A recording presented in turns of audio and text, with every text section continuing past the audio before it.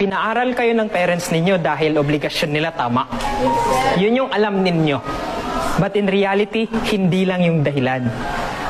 Pinaaral kayo ng parents ninyo, it is because may tiwala sila sa inyo.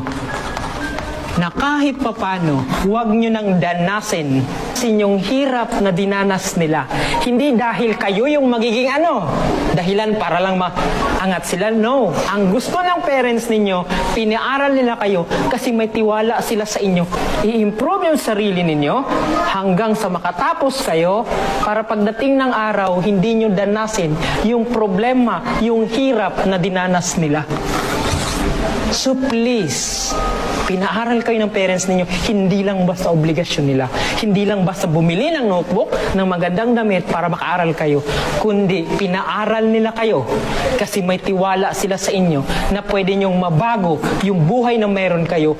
Ulitin ko, hindi kayo mag-isa na nag-aaral dito. Kasama ninyo sino?